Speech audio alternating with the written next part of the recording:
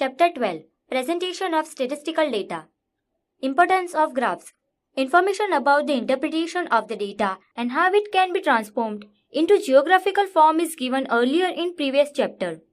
In this chapter, more information is given about the graphs. A graph is an important visual or pictorial form. Different geometric figures are used here. These figures indicate one or more dimension and may be classified accordingly. A general classification of graphs is given in previous chapter, wherein a mention is made about line, bar, circle, square, sphere, cube, and other diagrams. All these diagrams are illustrated in this chapter. It is difficult to get an overall information about the data by simply reading the numerical figures. That is why these figures are transferred into tables. The data arranged in tabular form can explain the things better than by mere numericals. And when this data is transformed into a visual pictorial form, it gives still much clear information. An appropriate technique is selected according to the nature of in the data. A particular diagram which sounds most suitable for one set of data may not be suitable for another data set. A line or a bar graph may be more suitable for showing the climatic elements, whereas a dot, color, or some symbol may be more effective for showing the distribution, production data of agriculture, minerals, or industries. Following are some of the types of graphs showing the data by various diagrams. 1. Line graph.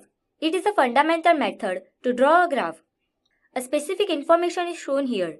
A graph about the primary information regarding temperature, population, birth rate, death rate, etc. can be prepared where only a line is used. This line may be a straight line showing 180-degree angle, or it can be a continuous curve. If the line is showing a curve, it is called a frequency curve. An illustration is of a frequency curve is given in figure, wherein the data of maximum and minimum temperature of Ahmedabad for 15 days is shown. This is also called a polygraph. 2. Bar graph. It is perhaps the most widely used technique to show any data. Here, more than one data information can be shown simultaneously and on one base very easily. This method is very useful to interpret the data. Bars can be shown in different ways. In this graph, the data of 10 most populous states is shown by bars. The data can be interpreted from the arrangement of the bars. As an example, it can be said that the population of most of the states ranges between 5 crores to 7 crores. There are 4 states which have more population. Uttar Pradesh ranks first with maximum population. Gujarat is placed at the 10th position. It would be difficult to get this type of comparative information about the data through the numericals only. When more than one information is to be shown simultaneously, the bars are drawn adjoining each other or with some space between two successive bars, which would give clear information. This is evident from the bar graph shown in figure. In this graph, information is given about those leading countries who won medals at the Olympic Games of 2016. Here details of the gold, silver, and bronze medals won by each of the top 6 countries is shown by different bars. When more bars are to be shown simultaneously, it is necessary that these bars are distinct from each other. So, an independent design or a shade has to be chosen for each type of medal. If it is a colored map, the information about these medals would be very clear with the help of different colors of the medals. But if the map is in black and white, different shades of one color, preferably black color, are to be decided. In the bar graph prepared this way, not only the information is obtained about the medals won by each country, but a comparison also can be made with other countries about the medals won by them. Similarly, many other things can be shown with the help of the bars. In this way, information shown by the bars proves more effective than the information provided by only the numericals. 3. Line and bar graph. Earlier, information is given only about a simple line graph or a bar graph. For some data which is in this form, a line or a bar symbol can be used effectively. This is useful especially to show the data about temperature and rainfall simultaneously on the same base, and that is why this is the most used method as shown in figure. Here, the month-wise data about the temperature and rainfall for 1 year of Mumbai is plotted. From this graph, an interpretation about the correlation between these two elements can be made. Only such graph can intentionally indicate as to during which months more temperature and rainfall were recorded. Besides, it can be anticipated about the probable location of the place on the basis of such data. Such compound graph proves much useful. 4. Divided circle, that is pie diagram. This is a special method for showing statistical data. It is also known as wheel diagram. Here, one circle is drawn and is divided into different parts according to the proportions of the details to be shown. Every part of the circle represents some proportion of the total information, that is data. Figures given in the data are not uniform, so the divisions showing them in the circle are also unequal. The divisions of the circles are calculated in degrees, that is angles, and then these are transformed into percentage data. These degrees can be known after the percentages are calculated. The ratio between total degrees, that is 360 degree, and total percentage, that is 100%, is 3.6. By multiplying every frequency by 3.6, its angle can be calculated as represented in figure. In this method, the data shown is always in percentage and it is shown in angles. Generally, these angles are arranged in descending order and are drawn in clockwise direction starting at 12-hour spot. Every division of the circle is shown by different shade or colors so that these divisions can be evaluated independently from one another. Thus, the divided circle, that is pie diagram, gives a clear picture about the details shown.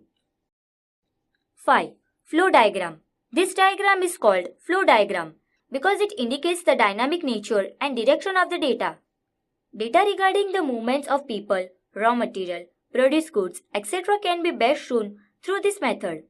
In the movement of people and the goods, two things come out distinctly.